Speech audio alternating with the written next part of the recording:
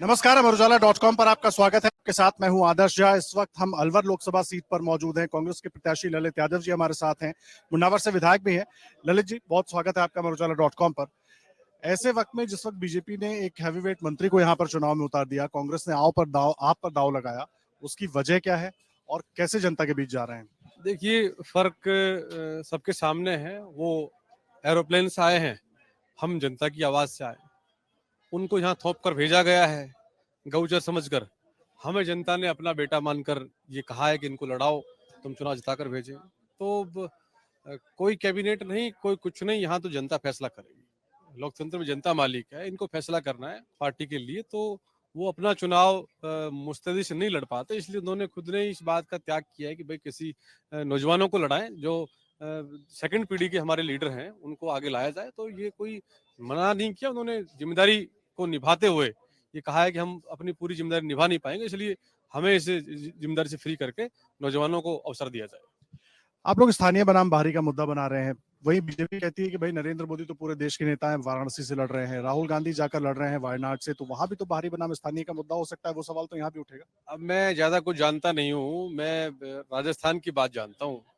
राजस्थान की बात में और फिर अलवर की बात जानता हूँ। मैं अलवर से लड़ रहा हूँ चुनाव, अलवर से लोकसभा का प्रत्याशी हूँ मैं कांग्रेस पार्टी से। और वो प्रत्याशी हम हकदार हैं। हकदार में प्रत्याशी में अंतर होता है। आज अलवर की लोकसभा सीट पर ललित यादव हकदार है, उसका हक बनता है कि वो वहाँ यहाँ की मिट्टी में पैदा हुआ है, इनके बीच में पला बड़ा हूँ। वो प्रत्याशी बनकर के आए, कहीं बाहर से थोप कर भेज दिया। तो लोगों ने, जनता जब चुनाव किसी का लड़ती है तो फिर वो कुछ उनके जो समझ में आती वही आती है। तो उनके समझ में आ गई बात कि अब की बार कुछ नहीं, कि हमारा भाई हिंदुस्तान की सबसे बड़ी पंचायत में एक एक एक तरफ डबल इंजन की बात हो रही है, दूसरी तरफ आप जनता के बीच जा रहे हैं, तो क्या जनता को बताने जा रहे हैं? क्योंकि पहले तो 10 साल यहाँ बीजेपी के सांसद रहे, अब आप प्रत्याशी हैं, इधर भूपेंद्र यादव को उतार दिया उन्होंने, तो आप जनता को ऐसा क्या बताने जा रहे हैं, या बता रहे हैं, या देने जा रहे हैं, या वादा करने जा रहे हैं, जिससे लोग आपके साथ जुड़ेंगे? एक तो स्थानीय आपका फैक्टर है इसको। डबल इंजन ट्रिपल इंजन सब फेल हो गया है, अब कुछ इंजन नहीं बचा है। इन्होंने भाषणवीर बन करके जनता को बहुत ठग लिया ना। 10 साल तक लोगों ने वोट दी, जाने क्या कहा था इन्होंने 14 के चुनाव में कि ना खाऊंगा ना खाने दूंगा। अब तो पूरा खुद ही खा रहे हैं, पूरा डकार गए, डकार भी नहीं ले रहे खाने के बाद में। किस पर क्या कहा था इन्होंने कि मैं देश नहीं झुकने दूंगा, मैं देश नहीं बिकने दूंगा, सौगंध मुझे इस मिट्टी की। कहाँ गई सौगंध? वो कहाँ चली गई? देश जिस प्रकार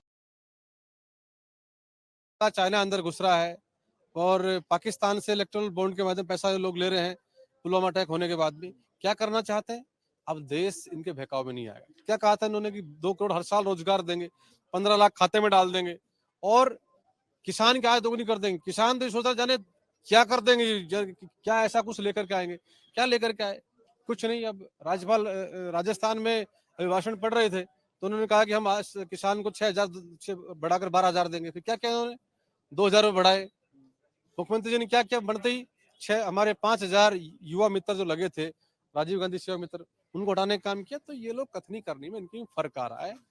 जनता ने इस बात का मन बनाया है कि जो व्यक्ति जनता के हित की बात कर सकता हो, नौजवान के रोजगार की बात कर सकता हो, और तो आप छोड़िए, इनका राज राजस्थान में बनने के बाद में मैंने पहली बार देखा कि इन्हीं का अग्रिम संगठन एबीपी के लोगों ने महिला सुरक्षा की बात को लेकर के इनके खिलाफ प्रदर्शन किया जयपुर के अंदर। क्यों किया? कि ये कुछ कर ही नहीं पा रहे, ये केवल भाषण देते फिर रहे हैं, और भाषण में भी सही ढंग से भाषण नहीं दे रहे।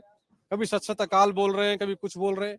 तो देखो, ये सरकार दिल्ली से चल रही है, रिमोट कंट्रोल की सरकार है, और अब जनता समझ चुकी है। मैं दावे से एक बात कहता हूँ कि इस बार हिंदुस्तान में विपक्ष की सरकार बनेगी, इंडिया गठबंधन की सरकार बनेगी। एक आखिरी सवाल, अगर आपकी जीत होती है, 4 जून को जब परिणाम आते हैं, आपकी जीत होती है, तो अलवर में उसके बाद 2-3 क्या बड़े बदलाव आप लाने की सोच रहे हैं? एक और 25 सीटें राजस्थान की है, कांग्रेस को कितनी मिलने वाली? कांग्रेस को आधी से ज्यादा सीटें मिल रही हैं राजस्थान के अंदर। परिणाम आज जब आप देख लेना, लोगों के अंदर अंडर करंट है। लोगों ने 10 साल के जुमले सुने हैं, अब सच्चाई में रहना चाहते हैं। नौजवान अपने आप को ठगा सा महसूस कर रहा है। किसान, बेरोजगार, तमाम सब लोगों ने जो इनको वोट दिया, वो अपने आप को ठगा महसूस कर रहे हैं। विधानसभा चुनाव में लोग जीतने के बाद जब उन्होंने पिछले सरकार की योजनाओं को बंद करने का काम किया, तो लोगों ने सोचा कि ये तो बहुत झूठे मक्कार फ्रॉड लोग हैं।